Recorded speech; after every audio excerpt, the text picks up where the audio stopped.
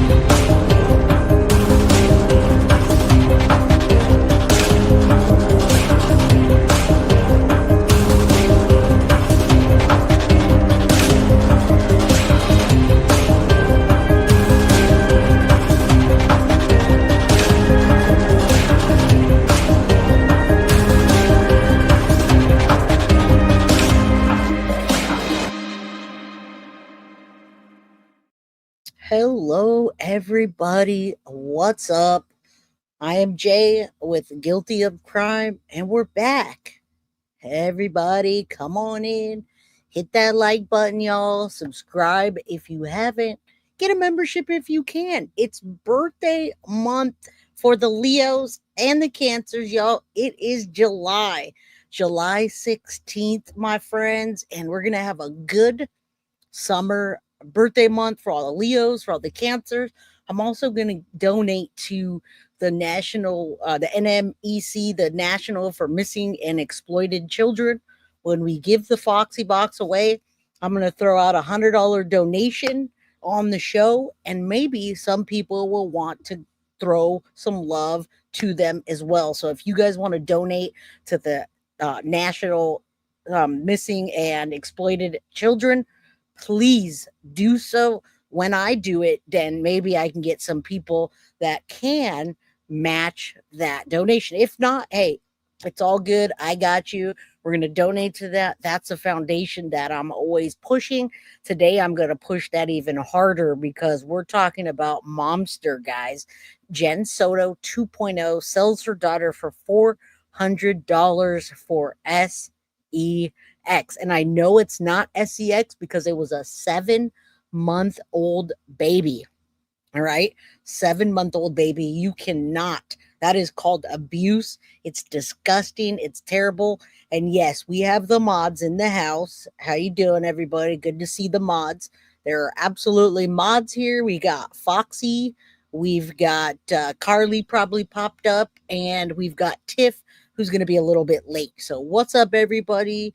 Good to see you guys. It's great to be back. This is a triggering and disgusting case, guys. So if you have, if this triggers you, this topic triggers you, please just step away and make sure you take care of your mental health. Okay. Just right from the jump, it's not good. All right. The way they talk is not good. All right. Now, what is up? My oldest daughter's birthday is July 25th. I have 2 birthdays to celebrate, my daughter and Jay. Well, thank you. I do appreciate that so much that you guys are going to celebrate my birthday with me and your children and whoever else, my Leo twin, Sharon Belko. I don't know where she is, but Sharon is my Leo twin. Same birthday, a day off. It's an infant, Suzanne. It's an infant. This is going to be a horrible case. I am going to throw in a clip of Jenn Soto in the doorway with Stephen Stearns while she was doing that. I'm going to tell you that just because people that don't know the Jenn Soto case don't understand what Momster Jenn Soto 2.0 is. I'm going to show you. There's a clip where Jen's standing at the door and covering for Stephen Stearns. All the while, guys, she's texting to get him a lawyer. I can tell you that confidently that she was doing that at that time already. She was texting Stephen Stearns' dad to get him a lawyer while Maddie was still missing. All right. Now, the police had already come to her house and said, we're looking for Maddie. Do you know where she is? Did you have a fight with her? And guess what? She's texting, can you get Stephen a lawyer? Nobody does that except for Momsters. Morgan Stapp, STAPP, is Jenn Soto 2.0, and it's bad. It's bad. All right, guys. So again, let's get into it. We don't have pictures of the baby, obviously, and we're not going to because we're not going to show pictures of children. Holly S., good to see you, my friend. Voice is Carrie. She's a potato. That's who Jenn is. And, we want to see the potato in handcuffs. Jenn Soto is not arrested yet, but we hold this to Jenn Soto. This is Jenn Soto with the handcuffs. So, Jenn Soto, we hope that your karma comes swiftly. And we hope that when you get up on the stand, you're choked up while you're on the stand. I hope that she does not plead the fifth. I hope that Jenn Soto doesn't plead the fifth on the stand. She owes it to Maddie to tell law enforcement what she knows. If she never gets arrested, she at least owes it to Maddie to say something. All right. So you guys, let's say a prayer that Madeline Soto and baby Stapp get the justice they deserve. All right. Now, baby Stapp is only 7 months old, and mom went onto social media and she posted $400 for sex. Those were not my words. Those were her words. And the word she actually used was come FUCK my daughter and pay me $400. My daughter's 7 months old. All right. Yes, Brenda. She had 7 kids and lost custody, but 5 of them back. How? I'm going to show you. We're going to talk. Buckle up. Today's episode is triggering, but very eye opening. So get yourself in the green if you can, if you have the means to donate memberships or super chat, super sticker, please help the channel and do so. All right, what's up, guys? Yeah, this is horrible. She should have sold her own dirty ass. No one wanted to buy her dirty ass, and I'm going to show you why. All right, so what's up, Teresa, under the Mystic Moon, 111, One Love, Cheeky, Anna from Florida. Yeah, these ladies are a waste of oxygen, and I wouldn't even call them ladies. We're just going to call them momsters because we have a momster series coming up with our case a day. All right, now, Rebecca, you can turn green by getting yourself a membership. Memberships are $2.99 a month, and you won't regret it. All right. All right. So let's get into it. This is Morgan Stapp. And let me tell you, this lady is from an Indianapolis woman charged after trying to sex traffic her own daughter, 7 months old, over social media. Now, when I say social media, guys, I mean Snapchat. All right, so she thought if I Snapchat pictures of my daughter and ask men to come FUCK, I'm going to get what I want out of them and I can go get my DRUGs.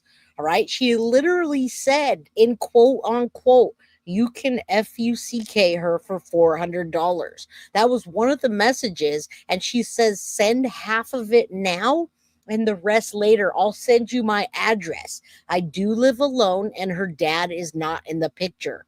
I mean, can you imagine that, guys? This is just, yeah, this is awful. Thank you. Yeah, hit that like button. It's free to hit the like button and it's free to share the episode. All right. So again, trigger warning, Liv Wade, how you doing? Yeah, this lady's probably not going to do more than a couple of years, if that, and it's disgusting. All right. So look at this chick. I'm going to tell you about her. This case made headlines in 2023 when authorities uncovered disturbing social media messages. Now, this is a current case, but it took FBI trafficking agency to find her. This is part of a bigger trafficking ring, okay? And so Morgan Stapp attempted to trade her baby for sex in exchange for money. Federal investigators linked explicit content to her Snapchat account, leading to her arrest, and it was a multi-agency response involving the FBI and child exploitation specialist. All right, so the timeline on this, guys, November 1st, 2024, authorities say Stapp allegedly sent Snapchat offering 7-month-old baby for sex.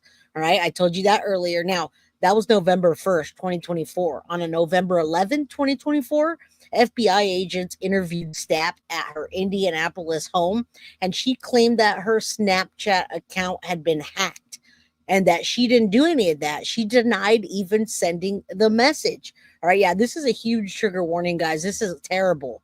All right. Those are not ladies. They're evil potatoes. All right. We got potato 1 and potato 2.0. All right. Once they claim mental health issues for reasoning behind their madness, every one of them does that. We're not going to let them get away with that. All right. So let's keep going. No, we're talking now late November. Think about November in your house. November, we got Thanksgiving. We're loving on our children. We're hanging out. We're cooking. We're having family. Well, while we do all of that, she was over there trying to sell her children. All right. So late November 2024, a separate interview with Indiana Department of Child Services staff allegedly admitted to the FBI that she had lied about losing access to her account, and she said, I wanted the FBI to leave. All right. Now December, we're celebrating Christmas with the family, loving on each other, and the FBI contacts Indianapolis police for further investigation. Now, after a search warrant was issued for her Snapchat, she revealed there were over 7,000 messages between October 29th and November 1st, including 81 messages offering nude photos in exchange for diapers. All right. Now we're leading up into 2025. 7-month-old baby she's trying to sell for diapers, but I don't think they were diapers, guys. You can't believe this? Well, buckle up because we have a whole episode just about her. All right. Love you too, Melissa, Sabrina. What's up, you guys? Like I said, hit that like button. I know the content doesn't mean you like it. It just means that you want to hear about these evil potatoes. All right. Yeah. Feeling vigilantic. I agree. All right. Let's keep going because now we're leading up into July 1st of 2025. Today we're July 16, 2025. This was 15 days ago. Prosecutors filed formal charges of attempting to child sex traffic, a level 2 felony in Marion Superior Court. Now, July 8th, which was 6 days ago, Stapp was arrested and booked in Marion County Jail. Her bond was initially set at $200,000.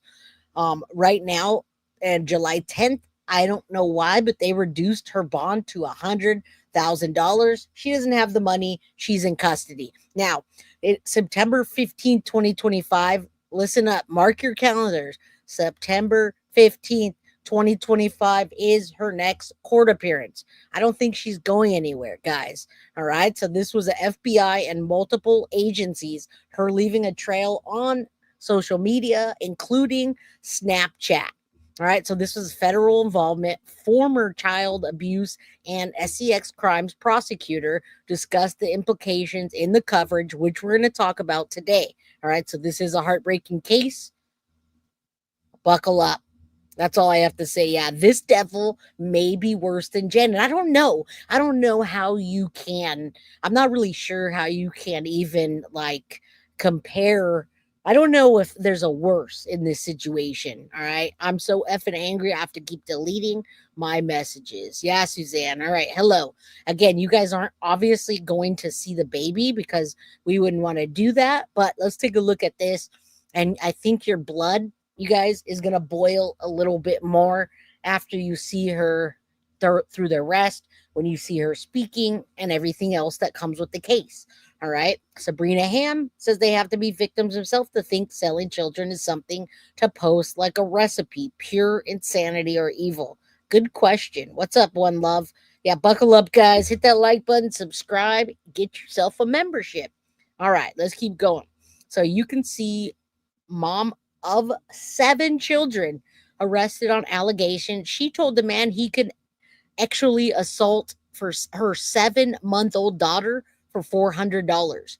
All right. She's facing a fixed sentence, guys, 10 to 30 years in prison if convicted on the felony level 2. All right. So the things that you need to know, she's 32 years old, facing child trafficking after the $400 infant she offered to the M word molest. All right. her daughter. Now, the mother of 7 denied sending the message, but after a search of her phone and social media by local police, allegedly they found the message that was sent from the phone at her home. Now she's being held on $100,000 and facing 10 to 30 years. We kind of talked about all of this already. Copy of the affidavit in the case is obtained by people. I'm going to read it from here.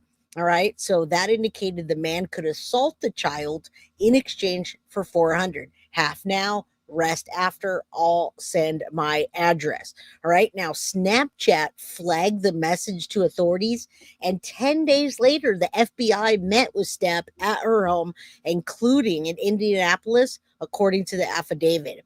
Now, Stepp allegedly told the agents she couldn't access her Snapchat. Then, initially, she had told them that, and then she purchased a new phone and later allegedly admitted to a caseworker from Indiana Department of Child Services that this wasn't true. All right. I know your blood is boiling. I know 7-month-old child for or in exchange for child trafficking. All right. You guys, you did hear that right. What's up, Indy Isham? How you doing, my friend? And Foxy Amazon gifted one guilty of crime membership in memory of Christopher, whose life was taken too soon. All right. And you guys are going to see her gallivanting in court, and we're going to have a discussion about this. So don't you worry. She's not a mom. She's a momster 2.0. Kristen, you're very welcome. Very welcome. I appreciate you supporting the channel. Kelly says, just playing devil's advocate, but what if, although very, very wrong, maybe she was only advertising rip-off pedos, pay half up front, and she held ass with money? Well, she still needs to be held accountable. Jamie, how you doing, my friend? Good to see you. I'm glad you caught alive. A lot of new people here. Thank you. Yeah, this is so beyond. I agree, Chris. I agree. Leo girl, baby, what's up? All right, guys, let's go. I want to give you a little smile on your face and hello, much love to you, and trigger warning. Okay. All right. All right. Here we go. Here we go. Yeah, there you go. Forever True. It said on Channel 9 News. There, I'll leave that up there because I did read that already. All right. It was a 7-month-old. We're going to keep going, but I'll put that up there for you. All right. It was absolutely money motivated. Listen up, guys. The affidavit said that this admission got back to the FBI agents while at the same time, Detective Kristen Hartman of Metropolitan Police Department was able to obtain a search warrant for Stepp's Snapchat. All right. That search allegedly showed that this one phone had accessed the account, according to the affidavit.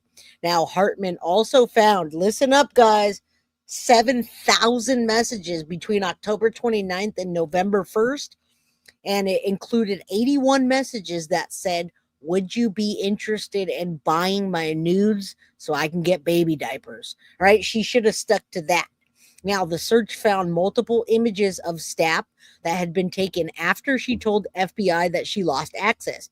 A warrant was then obtained for her cell phone, and the search of the device determined that the IP address registered to the mother's home was the same one that she was accessing on social media. The court dockets show that Stepp was booked into custody on July 8th. We're on July 16th. This is 8 days ago, 2025.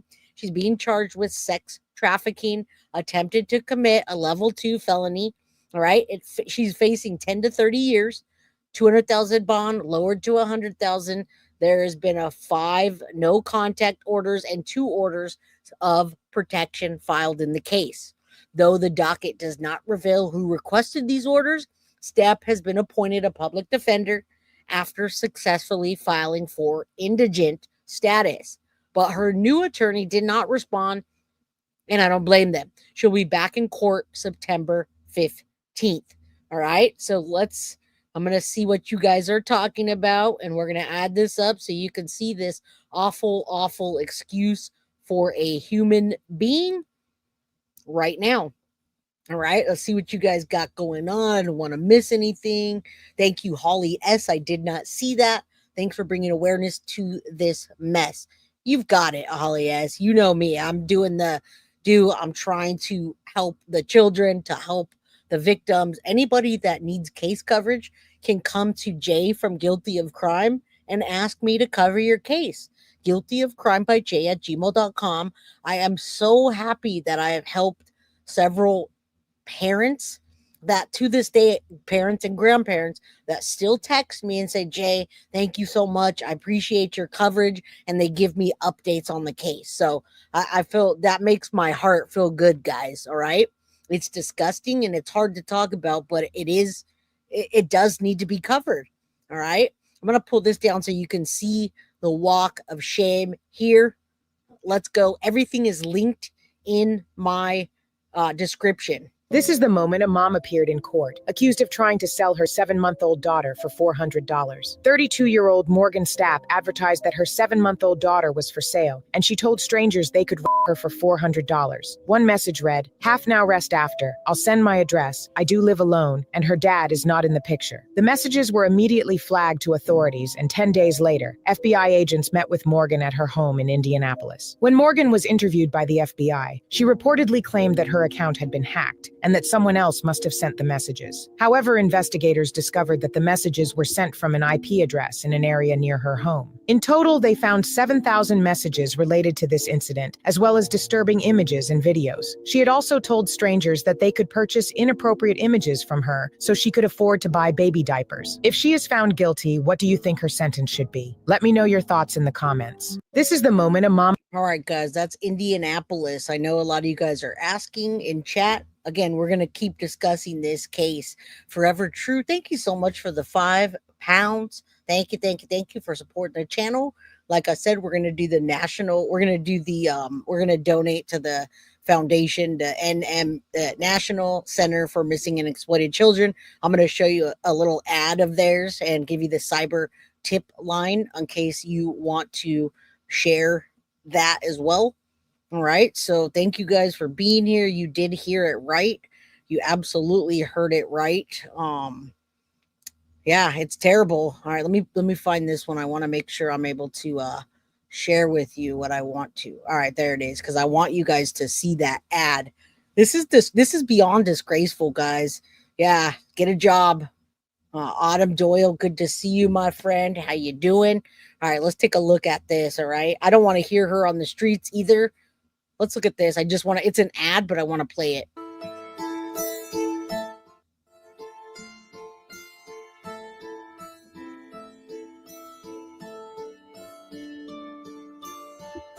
Thank you. Thank you.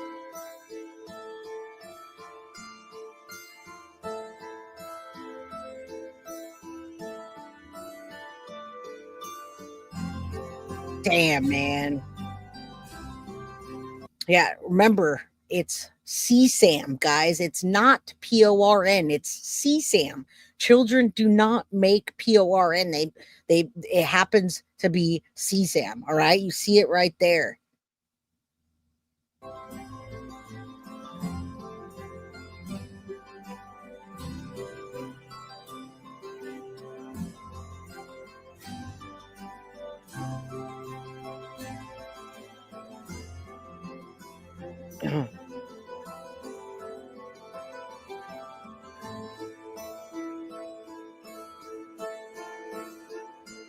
All right, so I wanted to share that. Again, there's another, it says Doc's indie mother tried to traffic infant daughter for $400. All that's just the same stuff. FBI investigating her since last November, receiving a report from Snapchat. I'm so glad that Snapchat intervened, guys. And you see here, you can FUCK her for $400. All right. Stapp told agents she recently got an email saying her account was permanently banned due to online commercial sex transactions. She also said, Stapp said she was a mother of 7 and expressed concern about losing the photos of her kids that she had saved on Snapchat. Can you imagine? Can you imagine that? Like, what? You're worried about your children's Snapchat, the pictures now? All right. So, guys, it's Indianapolis Metro PD contacted in December by FBI for further help. Now, an IMPD detective was granted a search warrant from Snapchat. They took the IP address, linked it back, 7,000 messages on Snapchat, 81 times asking about being interested in nudes to get baby diapers. Police said the IP address records from Morgan Stapp showed all the messages that had been sent. All right. Again, court's coming up. It just happened July 1st, 2025. It's happening again in September. All right. So that is that. And before we get further in the case, we are talking about Momster 2.0. And the reason I brought that to you today, I want to make sure some people might not know who Jenn Soto is. So I'm putting this together to document for content purposes. In this picture right here, oh, let me check this. Thank you so much, Indy Isham, for the $9.99 super sticker. Jay and Mods, I love you too. Thank you. And Teresa says thank you. $1.99 super sticker or super chat. Guilty of crime. Back at you. Back at you. All right. So listen, if you're just watching, you just rolled in here and you say, Jay, I've never seen you before. I don't know who Jenn Soto is. How the heck do I know who Jenn Soto 2.0 is? How would you know if you never seen that? So I'm going to show you this body cam shows Stephen Stearns and Jenn Soto the day after Madeline went missing. As she's standing in the doorway, folks, she's also texting Stefan's dad asking for a lawyer. Now, I can't tell you who else she was texting because I don't know. I know that she was also texting her ex, Steven, and asking for a lawyer. But right now, she's looking for a lawyer for the man that CSAM'd Maddie for years and ultimately took her life allegedly. All right, so we're going to play this 2-minute clip so everybody knows who Jenn Soto is, and then we can double back to this lady, Morgan. She's not this monster, Morgan Stapp, who did this to her children. Now, Carrie, $400 for her 7-month-old infant to sleep with them, if you know what I mean, not just sleeping. All right, let's play this clip just real quick, and you see the worst mom of the year. Standing in the doorway with Stephen Stearns. Stephen Stearns appears very calm. His arms are crossed. Jenn Soto does most of the talking to Kissimmee police officers. She's explaining to them how Madeline didn't make it to school on Monday. She's sort of reiterating the story. The officer asks if it appeared that Madeline took any personal belongings with her. Jennifer Soto says no. She says that she left her phone and explains that Madeline had said previously that she wanted to run away in the woods. You hear her? I left my phone. Does that sound like the evil momster that said, it wasn't my phone that was doing that? Oh, yeah? We just have to look at the IP address. Go figure. Yeah, covering scratches. I do believe that Jenn Soto was also covering scratches on her arms, folks. All right, so there's 222 people in chat. Let's say a prayer for Madeline Soto and baby Stapp. Okay, baby Stapp, I hope they find her a good home that is not her mom. All right, now, yeah, she's blocking the doorway. She's blocking Stephen Stearns, and she's blocking the evidence inside the house. All right, what's up, Ryan Hawkins? Good to see you. Matilda Marie, rest Jenn Soto. All right, let's finish this. She then shows a text message thread between Madeline and a friend on Madeline's phone to the officer, but the officer says he doesn't see anywhere where it says anything about Madeline wanting to run away. Jenn Soto then retracts her statement and says Madeline said that she wanted to go camping in the woods. The officer continues to ask more questions, trying to figure out where Madeline Soto is. Did she take her school? Remember, at this time, Maddie was already unalived. She was already dumped, and Jenn was already trying to get a lawyer for Stephen Stearns. She didn't give two shits about what happened to Maddie. She only cared about not losing her precious Stephen Stearns. Again, guys, the puppet master. I know she's a dumb potato that's always DRUG'd up, but she knew enough of what she was doing to say that her biggest fear would be that Maddie would run off with her man. All right. It wasn't even her man. And thank you so much, Rebecca. Choo choo for that $1.99 super sticker. I appreciate you. All right, let's go so we can get into the next dumb mom. Laptop with her.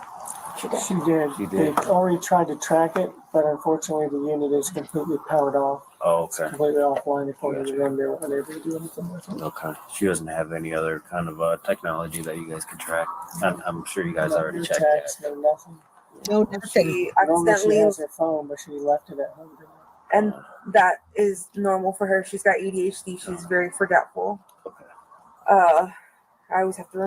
Again, it's hard to tell that her daughter's been missing for a day already. The way she's blocking Stefan too. She's blocking the inside of the house, but she's also blocking Stefan from getting arrested. She does not want him to go anywhere. Yeah, blaming the victim. You're absolutely right. This is Momster Jenn Soto, and we've got Morgan Stapp, Jenn Soto 2.0. Remind her. We're kind of forgetful too sometimes. Mm-hmm. Now, based on what we now know from this case, Stern is seen on camera in the past throwing Madeline's computer and book bag in the trash. She was seen driving with Madeline's corpse buckled into the seat of his car before authorities say he tossed her body in a wooded area in St. Cloud on the day that she had went missing. Now, investigators also say that Stearns was found with large amounts of child pornography. CSAM. That's why we need to donate to the National Missing and Exploited Children. We need to change that narrative, guys, and we need more people to be looking at this. I mean, this alone is bad, to have someone in the house filming under a door. All right. Ashton said, don't let her fool you. She's not as dumb as she looks. And that I've always agreed with. She doesn't fool me one bit. On his cell phone, he was ultimately charged in the murder and disappearance of Madeline Soto. So stay with Wesh 2 News. All right. We don't need to do that. I just wanted everybody to know who the heck the 2.0 is that we're referring to. All right. Now we're going to see the walk of shame, and then we're going to get into more details and all the discussion. So thank you guys again for being here. I appreciate you guys. Hit that like button and share this when we're done, because people need to see what's happening. All right. Justice for Maddie. Jenn Soto needs to be arrested. Also disgraceful. She's not agreed. Now we're going to get into, again, Jenn Soto 2.0 right here, right now. Watch this. Mom accused of trafficking her daughters over Snapchat made her initial court appearance today. Police say 32-year-old Morgan Stapp offered lewd photos. Now, remember, this was July 1st. This was 15 days ago. Of her daughters, a 7-month-old and a 2-year-old, on multiple occasions. It was a 7-month-old and a 2-year-old. I didn't even talk about the 2-year-old yet, because we're referring to the 7-month-old in this case. So guess what, guys? It's not one child or baby. It's two. Both under the age of 2 years old. Yeah, I couldn't even say that right now. Unfreaking believable. We just got started, guys. A judge set her bond at $200,000 and issued a no contact order for. Oh, by the way, look at that fake ass crying she's doing there, guys. Would you even care? Like, I just want to punch her. I want to throat punch her. Right? Calling it that on the news is continued. Yeah, we need to change that narrative. Shelly, 2 children that she was doing, a 2-year-old and a 7-month-old. Carrie, you're absolutely right. You thought one was bad? Well, let's give them 2. Anna, my God, yeah, 2-year-old and a 7-month-old selling her babies online for money. 2 of her children. She has pleaded not guilty. Of course she pled not guilty. How do you plead not guilty, guys, when you get caught with something like that? How does one, I guess I just don't understand the way that, I understand the way the justice system works. I guess I just don't like it. How about that? How about I don't like it? Yeah, she's crying for herself. I think she did get crying lessons from Jenn Soto. Yeah, how dare she cry?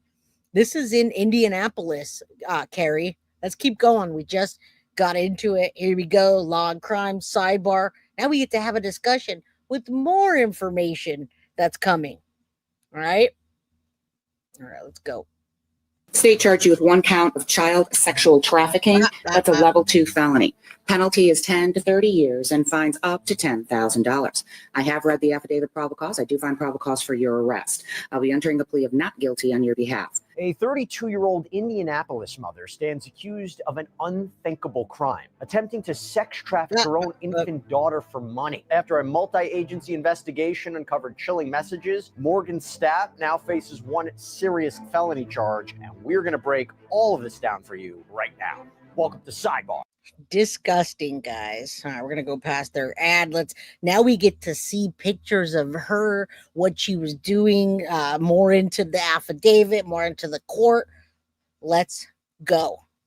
Yeah, 10 years is the least she gets, I hope. And I don't understand why, you guys. I do not understand why we didn't hear about the 2-year-old until just a second ago. All right. It seems like they're only charging her for the 7-month-old, but we'll keep getting into it.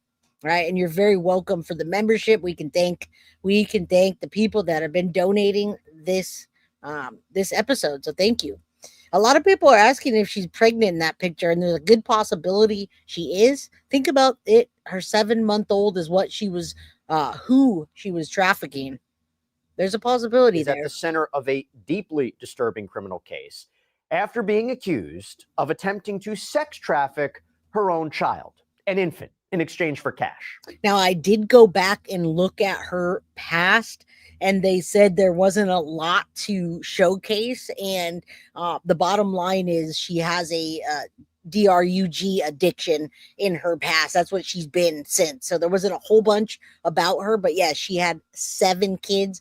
The 7-month and the 2-year-old are the ones that I think are both included on there, but right now they're only talking about the 7-month-old. So who knows what she did with the other 5 children? How many times do you think that she trafficked them, guys? Okay. This is an allegation that sparked a multi-agency investigation involving the FBI and experts in child sexual exploitation. Court documents reveal these chilling details. This woman, Morgan Stapp, allegedly used social media to send explicit messages and a graphic offer attempting to arrange sexual access. Look at how different she looks in each picture. Again, you guys can see the blue eyes and those pupils. The pupils, lucky that kids were taken away. Her first thing she'd ask the FBI when they caught up to her is, "Are you going to take my children away?" Unbelievable. To her daughter for money. And she is now facing a charge of attempted child sex trafficking. She did. Here's what we know so far. Yep. So the investigation began back in November of 2024 when the National Center for Missing and Exploited Children apparently received a right there. That's John Walsh. That's our number one. This is the foundation that we really want people to focus on, and we want to focus on making sure that it's CSAM. It's not PORN. PORN is consensual people doing that or making it. You can't be consensual when you're a child. Tip regarding suspicious activity tied to a Snapchat account with the username Morgan_Stapp. And this brought the FBI in. And one particularly horrifying message allegedly read, "You can bleep her for $400. Half now, rest after. I'll send my address. I do live alone, and her dad is not in the picture." Now, when confronted by federal agents, Stapp reportedly denied the allegations and said that her account was hacked. But investigators kind of remain skeptical. Disgusting. And you can't get away with stuff like that, guys. We're in 2025. First of all, you can't hide behind a keyboard because your IP address tells it all. Now, if you're smart enough and you do certain measures, but she didn't, and she's not, and she's an addict that just wanted to feed her addiction. All right. And after the FBI brought in the Indianapolis Metro Police, who got a search warrant for the account, a forensic analysis revealed arguably damning evidence. The explicit messages were apparently traced back to near her address. And in total, authorities uncovered 81 very concerning messages that we're going to talk about. So Stapp was arrested. She was formally charged with attempted child sex. Again, she's facing 10 to 30 years and one man's trust. You're right. 7 children. You say cash for DRUGs, a roof over the head. She's evil and she keeps having more kids. And I have a sneaking suspicion that the children were just a way to get her food stamps and her cash aid. And you know, a lot of women like her or evil potatoes will use their children as a way to put a roof over their head. And I'm going to think that she probably did that. Yes, you just rolled into a disgusting episode. Sex trafficking under Indiana Code Section 35-42-3.5-1.3. Don't worry, I'm not going to ask you to memorize all that. Yeah, But this is please. a level 2 felony. And the statute applies when, quote, a person at least 18 years of age knowingly or intentionally sells or transfers custody of a child under 18 years of age for the purpose of prostitution, juvenile prostitution, or participation in sexual conduct. Hit the like button. Before I go any further into the case, I want to bring on back here on Sidebar, fan favorite, one of our favorites, special guest in cases.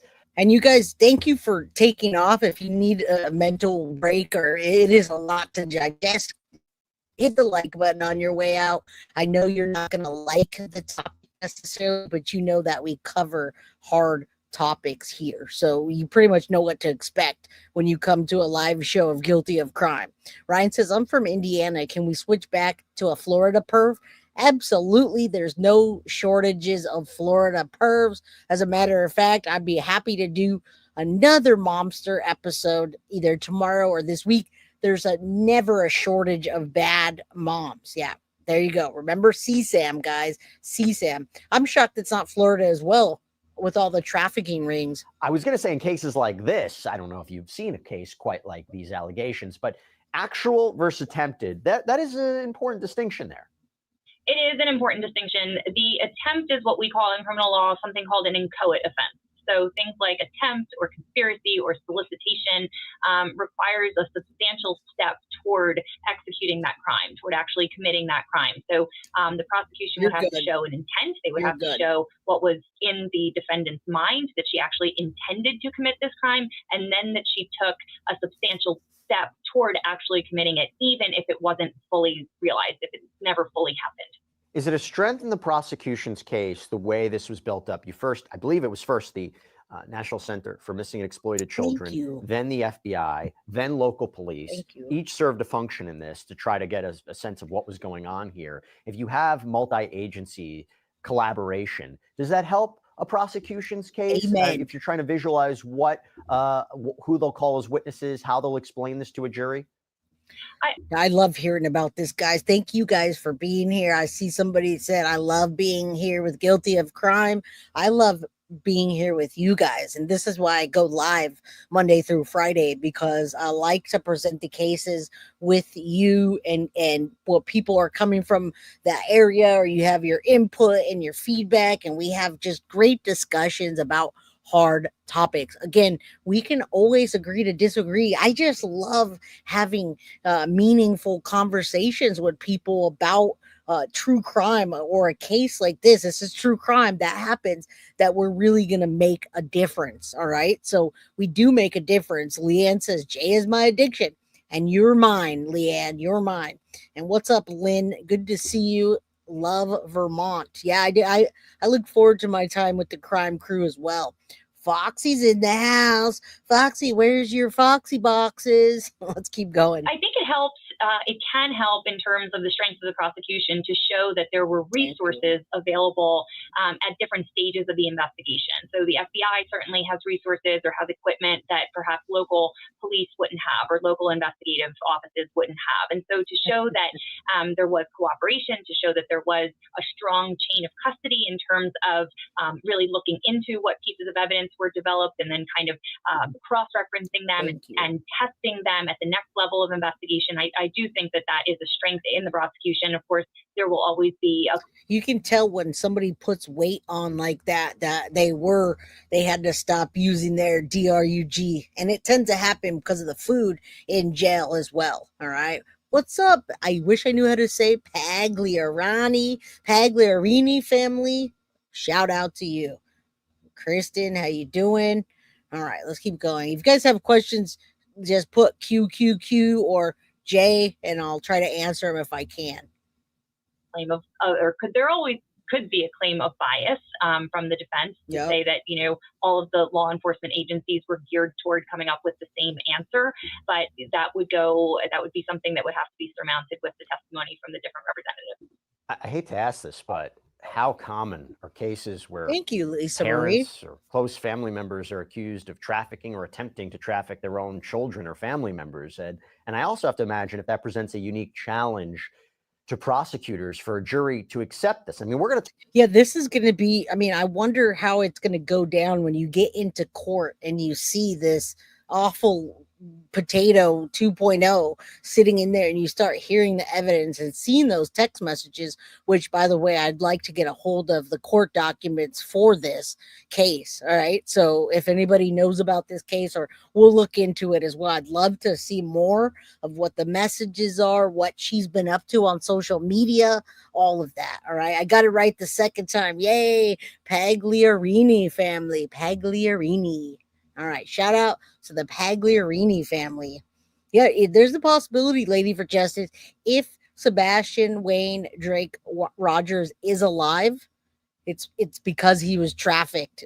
Because people don't kidnap children to feed them and house them and give them video games. They do it for nefarious reasons, like here. Talk about the digital evidence and whether the strength of that evidence, but Digital. Is it a challenge to kind of present a case like this? Is it hard for a jury to accept this? Or again, maybe they'll accept it. The only thing that makes rational sense is their account must have been hacked. Because why? How? This is the entire episode, Kristen. I came on here for the first 30 minutes and I showed all the documentation from the from all of the ads, from all the articles that say she was trafficking the 7-month-old. They only talked about the next one after that. Court documents show she was booked into custody on July 8th and charged with sex trafficking of a 7-month-old child. So I think you might have came in a little late. All right. And this is not over. We're still going. How on earth could a parent actually do something like this? But I'm curious, in your practice, in your experience, are these common? Well, they're certainly not as common, unfortunately, as some other forms of child abuse cases that we've seen and that you and I have talked about at length. Have I seen instances of trafficking of children by their own parents or by their guardians? Unfortunately, yes, it does happen. But remember, this is something that we talk about pretty frequently, that when there are crimes perpetrated against vulnerable populations, like children or like anyone, frankly, at the margins of society, they are what perpetrators consider to be, quote unquote, perfect victims because they are kept out of the limelight. And these are crimes that are committed. Yeah, think about her getting caught with that, but what did she do before that? And what did she do to her other children to get money like that, right? She had 7 children, a 2-year-old and a 7-month-old is what they included in this case. Originally, they only talked about the 7-month-old, so I don't know if she's being charged for the 2-year-old as well. And thank you, Pagliarini family, for becoming a member. I appreciate you. Vanessa, shout out to you. Good to see you.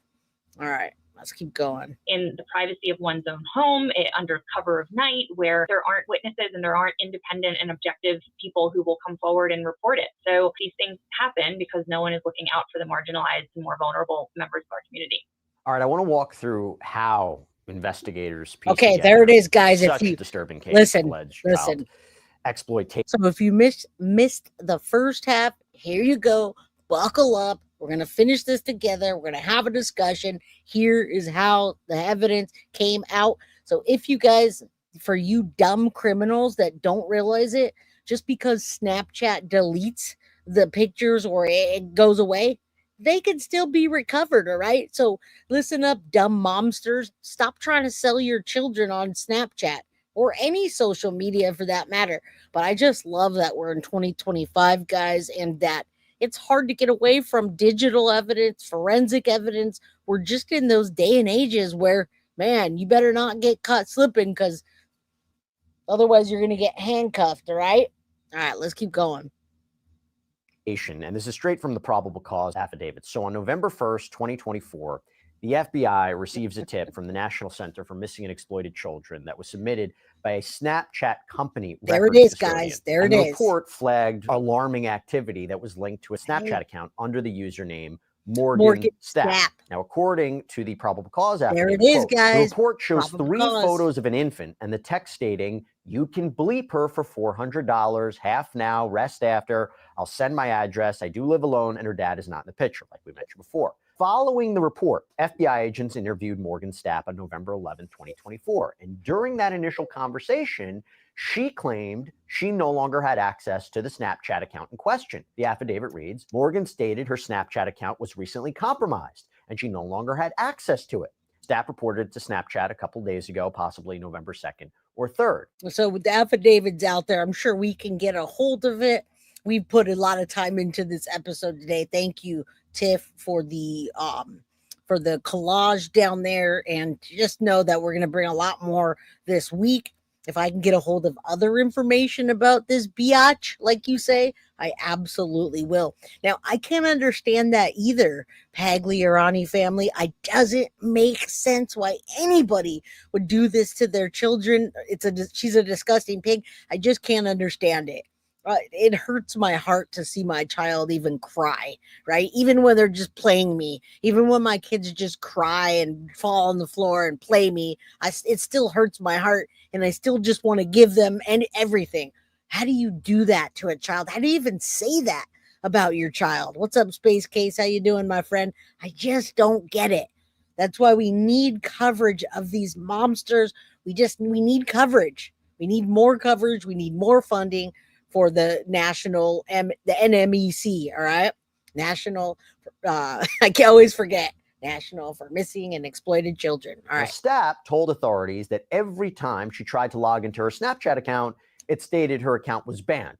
And the affidavit also indicated that Stapp had received an email from Snapchat notifying her that the account was permanently banned for violating policies related to, quote, online commercial sex transactions.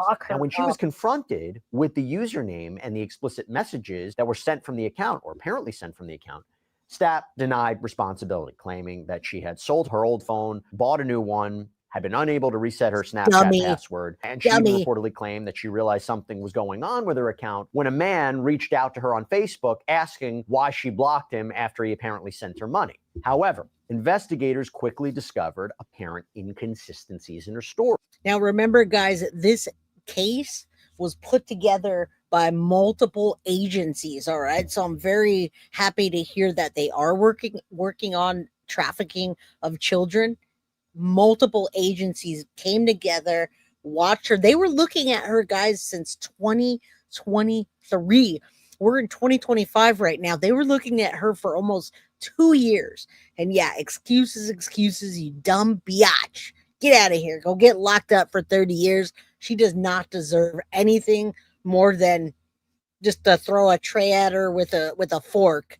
According to the affidavit, investigators obtained a search warrant for Snapchat's back-end data and traced multiple logins to the account from the same IP address and the same iPhone on multiple occasions. In fact, that same IP address was utilized on several dates: October 10th, 26th, 28th, 30th, and 31st. These logins seemingly contradict. So all those dates are the times that we're out there doing trick-or-treating with our children, buying them costumes, doing the do. You know what I'm saying? Loving on our children, doing what we do. She's over there trying to sell her children. E. Erickson, keep your amazing coverage. Being relentless is bringing issues involved in this case is so important. Too many people view it as taboo and have been afraid to address it. I know, E. Erickson. I appreciate that so much. That's why I came here. I originally started this channel to cover the cases of serial killers and get into their minds. YouTube doesn't like that. So let's use this platform to help the children and help the victims. All right, let's keep going. Or arguably contradict Stapp's account of hacking. And according to the affidavit, pictures were recovered from the Snapchat account all after Stapp had claimed she lost access. So a screenshot of a PayPal account with the name Morgan Stapp and a picture of her, a screenshot of a pending Cash App from an account with a note saying $30 for baby formula, a selfie pic of Stapp in a car. And investigators also obtained a search warrant for Stapp's home, and they were able to identify the same wooden bed frames inside her home that had been depicted Now, remember, guys, when I say this, and I know I say the same things a lot of times, and it's so that you can understand it and so that it sticks. Jenn Soto, this is Jenn 2.0. Jenn Soto made sure that the room that Stefan Stearns was renting out, so to speak, didn't have any identifiable traits. You remember when I told you about room number 4 and the tripod and the white walls and the bed with the white, nothing was identifiable, and I believe that was on purpose. I believe that she set that room number 4 up to exploit Maddie, to take pictures, to trade pictures, and to do nefarious trafficking things, CSAM things to Maddie. So now they're talking about this right now, and they're talking about the identifiable bed in the video. I think Jenn Soto did that on purpose, and Stefan knew if you have a background that people can identify, it's a lot harder. All right. Makes sense now. White and sparse. Exactly. Exactly. So listen here what they see in the background. Jenn was thinking, guys. She's not as dumb as she looks. In one of the Snapchat videos. And even more arguably damning is that investigators uncovered more than 7,000 messages that were exchanged between October 29th and November 1st, 2024, a staggering volume of activity within just 4 days. And one recurring message appeared 81 times, reading, "Would you be interested in buying my nudes so I can get baby diapers?" Okay. During a November 22nd, 2024 interview with Child Protective Services, Stapp allegedly made also a pivotal admission. According to the affidavit, Stapp states she lied to the FBI agent about getting a new phone, and the phone currently in her possession was the phone she used to access Snapchat, stating, "I wanted the FBI to leave." So that confession, combined with the digital evidence that we're talking about and the Snapchat records, it led to her arrest. Disgusting. Professor, back to you. We were talking about this before we came on. From your experience, does this seem like a slam dunk case, or are there questions that... Yeah, we hope it's a slam dunk case. We're going to listen to what she says, but Kung Fu Panda says filming equipment was in Jen's room as well. I don't know if there was filming equipment in Jen's room. I don't know. Did we find a tripod or something there? They didn't talk a lot about her room. They talked about room number 4. Absolutely too many cases fall victim. It's important to give victims and their family resources and a platform, and it's huge. Erickson, people are so grateful when you give them a voice and nobody else is. All right, what up, straight out of Cali? Good to see you, Cali Griot. How you doing? Some women should not be born with a reproductive system. Yeah, it seems, right? Weren't properly articulated in the probable cause affidavit that you say, I'm still not sold. So a case like this centers around what we call ESI, electronically stored data or electronically stored information. And of course, that electronically stored information. So they found a tripod, and I figured they found some things in there, just like the crock, the mysterious extra crock that Maddie, that came off of her foot. And I think the only way that crock could have fell off of her foot was if Stefan was bringing her through Jen's room, or maybe it happened in Jen's room. But they found a camera or a tripod in her closet, but they didn't make that they didn't say, oh, we think that she's filming in her room. They just found a tripod. And I don't remember them talking about finding a camera there. But I mean, a lot of people have cameras in their room, not set up for CSAM purposes. What's up, Lisa Lynn? Better late than never. Information is the basis for a lot of prosecutions now in the age of AI, in the age of deepfakes, in the age where everything is communicated via cellular technology and digital technology. This is something that courts are very, very used to receiving. My concern with the evidence here is I would like to see a little bit more in terms of the record. So if the defendant claims that her account was hacked, that it was hijacked, that it was revoked as of October 18th or whatever the date was, I would want to see the correspondence from or with Snapchat indicating when that compromised date was. Perhaps it predates when these alleged messages were sent and the offer for trafficking of her daughter was sent. The other thing I'd love to see is ownership records of the Cash App account. Yes, that's good. We want to see this lady's Cash App so we can charge her with more. This was a bigger investigation than just the 7-month-old, which is plenty for me. If you can save one child, but there was 2, and then she still had 5 other children. What was her Cash App looking like over the last few years?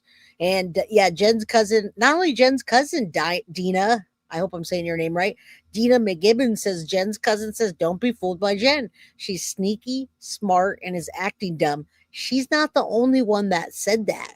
Her roommate, the ex-roommate that we still never got to see because she didn't want to be that involved, said the same thing. Said that Jenn would have panic attacks and go check herself in so she can get her DRUGs.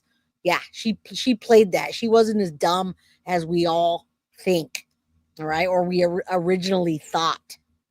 And Leanne, if you're heading off to bed, good night. I'd love to see ownership records of the PayPal account, because the version or the defense will always be that these accounts may have featured a photograph of this particular defendant. It doesn't mean that she had access, dominion, control, or ownership over these accounts to actually receive payments if in fact these payments were being remitted. So I think in that sense, the investigators certainly have put together a strong case. If I were the prosecution, I'd like to see more warrants executed and more records produced to show ownership and access to all of the devices and all of the accounts that are at issue in this case. To be clear, if they can prove that she said, I lied to the FBI, does that make everything else, does that confirm? So why are they giving Jenn Soto that deal where she lied several times? I mean, now we look back and we see so many lies, and they even let her correct herself with the lawyer about the lies she told. We haven't really listened to what they said yet, but I think that I know what she's going to say. And yeah, Kung Fu definitely genuinely cared about herself, and that's why she's a dumb momster as well. This is 2.0, but what? Yeah, why isn't Jenn Soto being arrested for this? And I wonder if they're looking at a bigger trafficking situation with 35,000 images. And what did Jenn have on her phone? What did Jenn have in her cloud? Remember, Jenn wanted to be a hacker. She wanted to be a computer person. What does that mean? What was she doing? What does she know? What did she have? What was in her phone? What was she doing that night that Maddie was supposed to be asleep with Stefan? That she was operating that account and sending this money or trying to receive this money? Or does that suggest, hey, she might have lied to the FBI or admitted she lied to the FBI, but that doesn't confirm all of the digital evidence? Or do we treat it as two separate things? No, I like that question. I like how you phrase it, because you give me a chance to talk about my favorite rule of evidence that we were talking about before we started filming as well. So there's a concept, there's a legal concept in evaluating credibility, which is false in one, false in all. And that's why the jury is so important in our system, because it is entirely up to the fact finder in a criminal trial to determine who they believe, what witnesses they believe, and how much they believe from those witnesses. And so it's completely up to a jury to say, you know what, this person admitted having lied on one occasion. That colors the rest of their testimony or the rest of their version of what happened. So we're going to disregard everything else they say happened. Or they could say, it's completely within the jury's purview to say this person may have lied about this one specific thing. Anybody would be unnerved to be interviewed by the FBI or to be the subject of a very sensitive investigation like this. We could understand why she would have been less than honest in this regard. But gee, we don't really think that she lied about everything else in the investigation. I'm not saying that that's what a jury would find. I'm saying that that is within. Right. We always got to be careful, guys, because there's never a slam dunk in a case. You never know where a juror is coming from, right? You can have 12 jurors and 2 of them maybe were struggling moms at one point that would say anything to anybody to get anything. And somebody brought a good point up earlier and said, playing devil's advocate here, what if she was telling these men that, hey, I'm going to give you my 7-month-old and my 2-year-old when you get here, but send me the money now. And then she didn't, maybe she blocked them after, or maybe she, who knows what level that she went to. But FBI knows, FBI and multiple law enforcement agencies have that information. I'd love to get my hands on the evidence. Again, it's coming up in September. I wonder if between now and then she's going to take a plea. How the heck can you go and say not guilty for something like this? I just don't get it. All right. Millie says, I'm looking through the merch and can't decide what I want. That's a good problem to have, Millie. Get some for the summertime. I love my Guilty of Crime hat.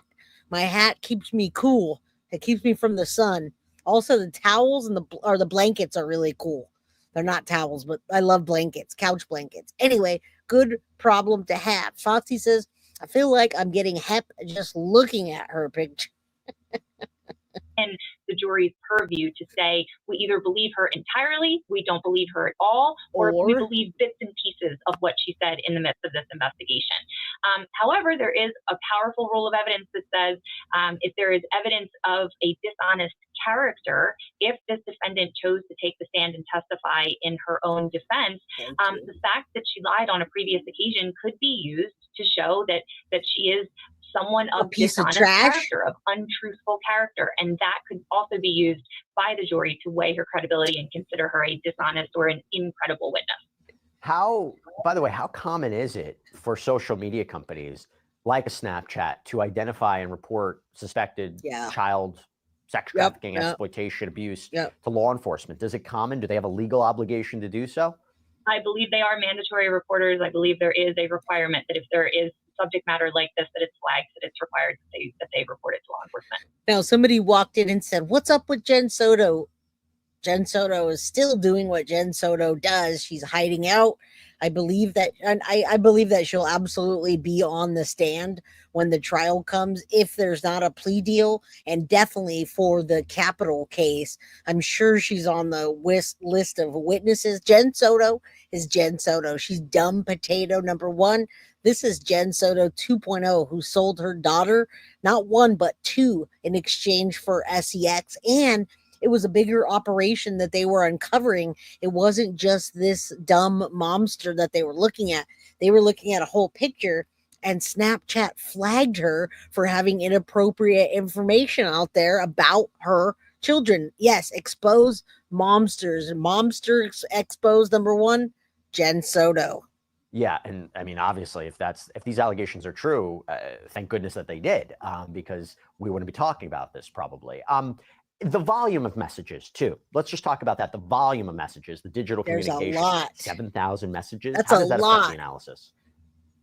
Well, again, I'd want to see the records. I think we have to see who this defendant was purportedly or allegedly talking to, what kind of messages were being sent. You know, several years ago, there was a statistic that millennials were sending something like 1,500 texts a month, and that seemed really outrageous and over the top. I think that's pretty average, if not below average at this point. So if this Snapchat account was the only means by which this defendant had of communicating via text message or via direct message, then maybe it's not that extraordinary a number. But again, I'd want to see with whom she was communicating. Yeah, that's a lot. 7,000. I think the 7,000 were just the ones that had explicit information, explicit pictures, all that. I think they're counting those, and I can't wait to see what comes out. Now, no, Jenn Soto is not being charged yet. I said this is Jenn Soto 2.0 here. If Jenn Soto, if and when she gets arrested, I will be the first one, no matter where I am, to hop on and let you guys know. I really want to see justice for Maddie and then move on to other cases. I won't drop that case until we see justice being served in each case. All right. So absolutely we'll let you know. They told Jen they wouldn't charge her for anything unless they found out she was lying. Maybe they're waiting to find out more at the trial than charge her. That would be nice if they charged her for anything. Lying. There's a lot of things we've talked about. Neglect resulting in death, or death resulting in neglect, excuse me. All right, let's keep going. How often and what the subject of those communications were. Now let's talk about something else. So during her initial court appearance on July 11th, Stapp identified herself as a stay-at-home mother of 7 who relies on public assistance, gig work, and help from her parents. Take a look. All right. She relies on public assistance, help from her parents, and gig work is what she's saying. I do got to say, I hope that we have more information start coming out from different platforms of social media that protect our children as well. All right. And I want to say something to you guys. I didn't want to drop the ball on this. I covered the Elisa Petrov case. And the reason I'm talking about that is because I'm thinking about social media and our children. Elisa Petrov was missing. Do you remember when I covered that case and they found her and they brought her home? And I reached out to her father to say, hey, if you want to talk about this, what could happen to so that we can change this situation and it not happen again? Well, she went missing again. Alyssa Petrov ran away again. All right. So if you guys know what the heck I'm talking about, she ran away again and they found her. That little girl, guys, is going to end up dead. Okay. I hate to say that, but I just want you to know she ran away again. Said she was hitchhiking with just random people. And then I saw the way she was dressed with the low cut shirt. We need to protect all of our children on all levels. And I don't know what to do about something like that. But I want you to know that again, Sadie's mama, again. All right. Vanessa Maldonado, always protect our children. Thank you for the $2 super chat. And I'm glad you guys remember her. Yeah. Repulsive, those poor kids. Remember, she had 5 other ones too. Jay says it how it is, just like you, Callie. All right, let's keep going. Look at the walk of shame. Let's look at her. And what do you do for a living? Nothing. Stay at home and take care of my kids. Okay. So you're a stay-at-home mom? Yeah. How many children do you have? 7. You have 7. 7 children? She said 7? Okay. Are you married? No. All right. How do you support yourself? I mean, I get help from my parents. How do you support yourself? Sell my children. She was found, Deanna Peterson, but what I'm saying is she ran away again and was found again. If that little girl doesn't get a rude awakening real soon, or if the law enforcement doesn't find out what Elisa is running from, she's going to end up not alive, guys. I hate to say that. I don't want to have to predict something like that, but I got to tell you, it's not good. All right. Now, charge her for perjury for lying to the judge. Agreed. Government sent assistance. On the sidelines, I used my mom's DoorDash account. I created an Instacart where you go shopping and you deliver. You don't do Okay. shit. That's what I do. You're for lying. money. And the court also heard that Child Protective Services removed her children from her care in December of 2024. There and you staff go, said they were guys. just returned to her in June, so just 1 month before her arrest. And this came up when she was asked about her recent work. Did you hear that? Their kids were taken away from her and then they came back. And then 1 month before she got arrested again, that happened. So she did everything to get them back, or maybe that system just failed them. That is really messed up, guys. Let's keep going. I have not worked in quite some time since DCS removed the kids. And She hasn't moved since they I were. fell in a deep depression. She fell in a deep I depression. just got the kids back a month ago. Now, given the severity of the allegations, the judge set Stapp's bond at $200,000 surety, issued a no-contact order for 2 of her children. Professor, that's common, right? So first of all, what are we talking about when we say a $200,000 surety bond and a no-contact order? That means you can't not even be near the children. You can't communicate with them in any way, right? So just if we can break down those 2 points. Right. I think the no contact order. How come parents don't have to take a class or have any you could just have a bunch of kids and keep on pumping them out and do whatever. I just don't get it. I just don't understand why anybody would do that to babies or children. I'm so glad everybody in the community here is just really, don't get me started on CPS. The CPS has miserably failed a lot of people, even in my family with my siblings or cousins and people that try to get their children, their good parents. CPS is terrible for the other parent. So don't get me started. This woman is pathetic. I agree. That's why we're calling her Jenn Soto 2.0. This is probably one of the worst cases I've seen in a while, saying, let me get $400, you can FUCK my baby. That's what she said. Oh God. Order is intended to protect any undue influence that the defendant may have or may try to have with the witnesses to try to influence their testimony. Now, if we're talking about an infant child, of course, there's not going to be any likelihood of that child testifying in open court, but that really is the objective of that no contact order, to protect the witnesses from undue influence, to change their testimony or not participate in the prosecution. Obviously, she's innocent until proven guilty. However, I have to ask, these socioeconomic factors, if we're talking about relying on public assistance, gig work, struggling with money, how does that affect cases? Yeah, thank you for the reminder for myself and everybody else. Under the Mystic Moon says put positive energy out for that little girl. I'm going to say for Alyssa Petrov and the 7-month-old, the 2-year-old, and all other 5 children. All right. Just say a prayer, put some good vibes out for Alyssa Petrov. Let's hope that she gets the help that she needs. All right. Because this is not good. Just jumping in, Panda in. What's up? Jump on in. Looking at her makes me upset. And as it should.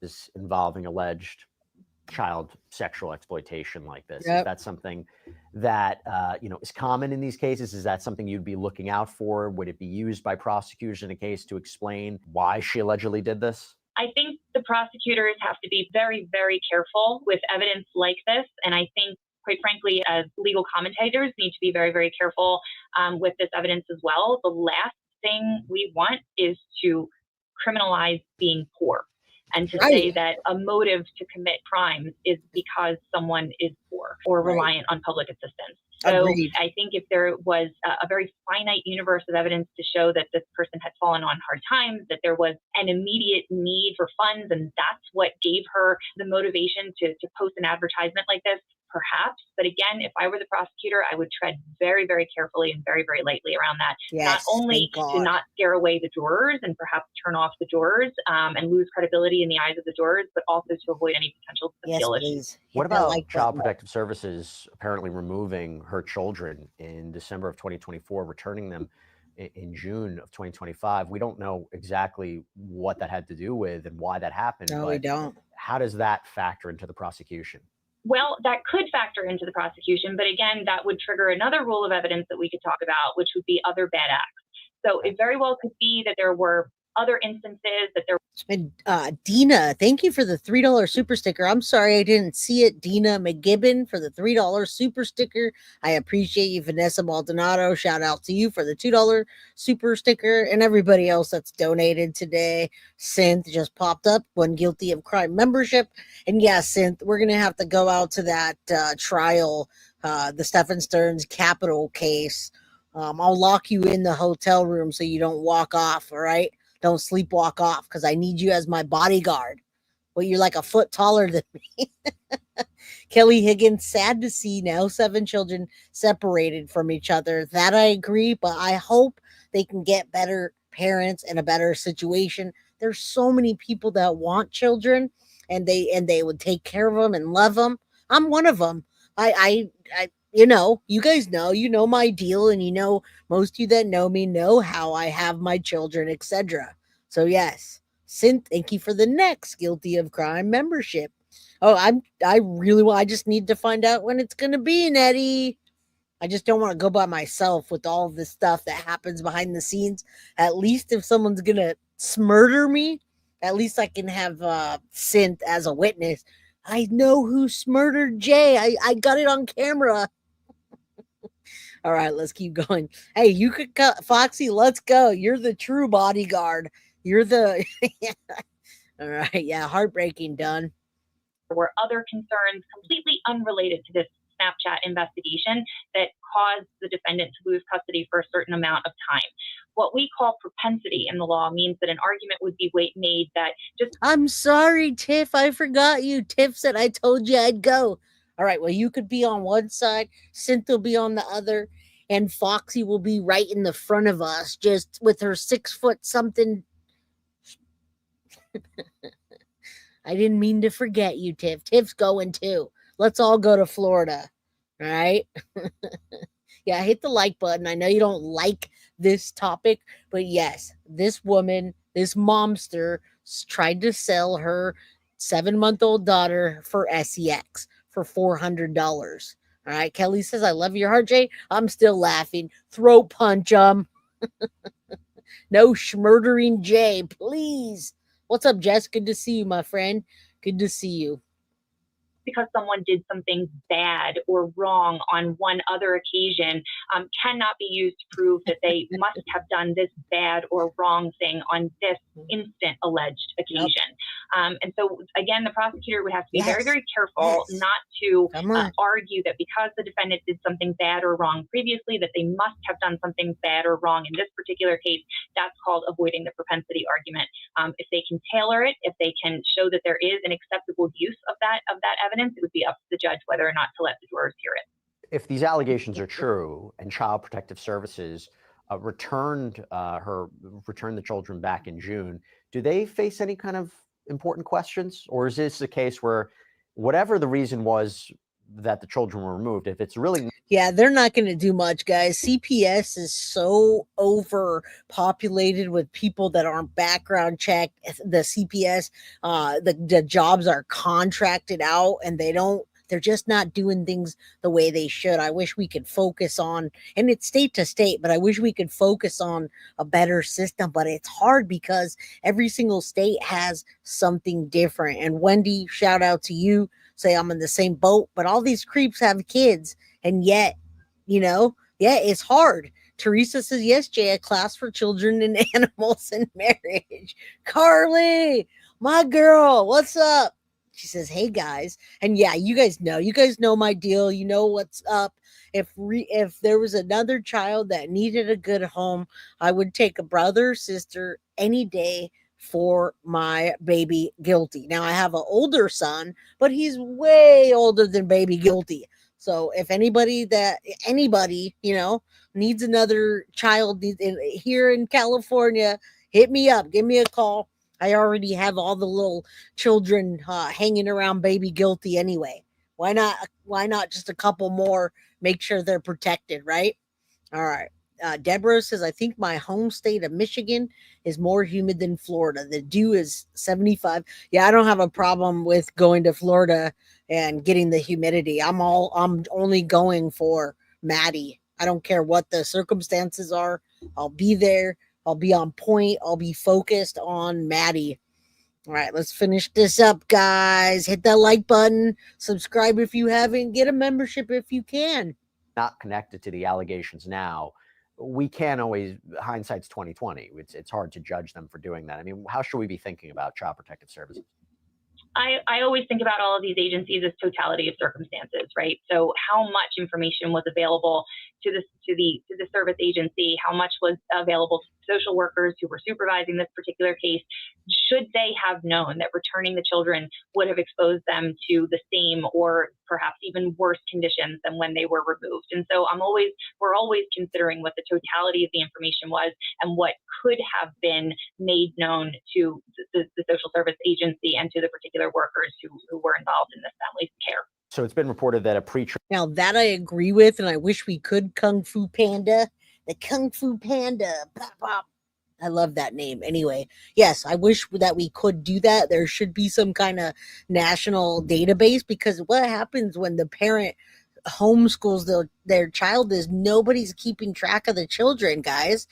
There's another episode that I want to run where the mom took her child and took her child's life, but still kept collecting cash aid and all the aid and stuff, the food stamps, but yet he was sitting in her garage in a barrel. All right. So I don't know if you guys have heard about that, but that's another terrible momster. Took him out of school, acted like he was homeschooled, and then put him in the garage and just left him inside of a barrel while collecting. Yeah. How do we keep track of the children? That's what I want to know. I don't get it. Trial conference has been scheduled for September 15th, right? 2025. A jury trial date has not been set as of yet. When we talk about pre-trial conference, we talk about next steps. What should we be looking out for? What do you think is going to be happening? Right. There?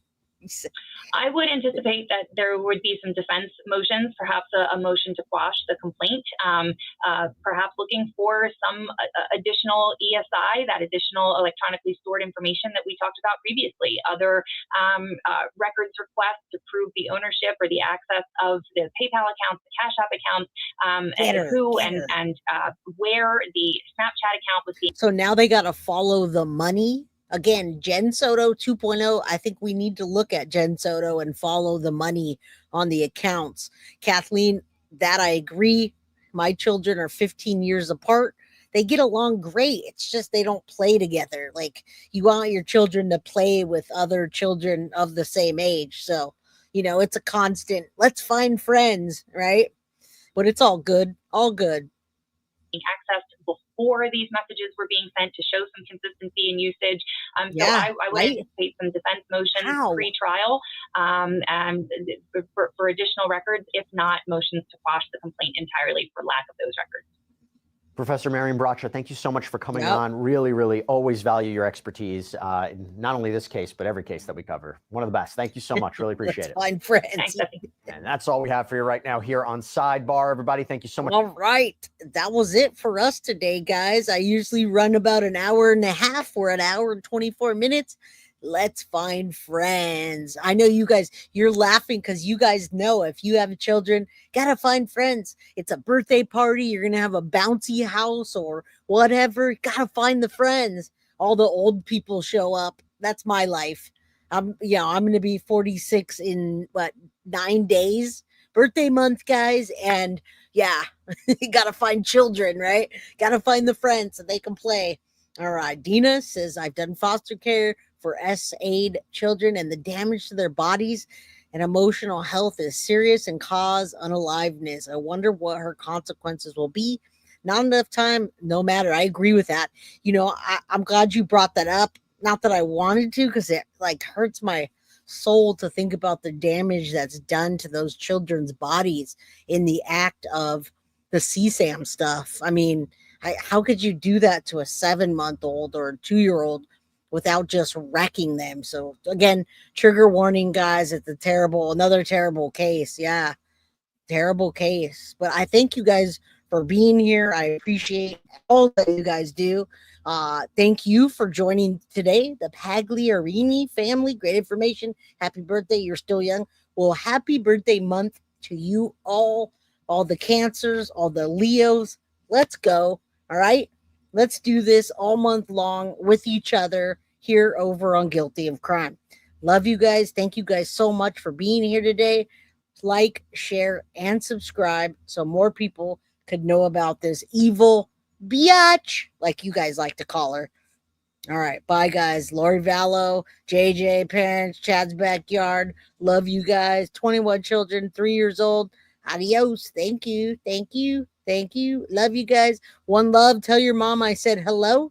All right. Love you guys all. And I will see you tomorrow, 4 p.m. Pacific Standard Time, 7 p.m. Eastern. All right, guys. Love you. And I'll see you mañana. Guilty of crime. I want to thank you for watching. If you enjoyed my content, please share this video, like, and subscribe. You can also follow me over at Facebook, Instagram, TikTok, X, or Gmail. If you'd like to donate to my channel, you can use Cash App or Venmo or PayPal. Thank you very much in advance.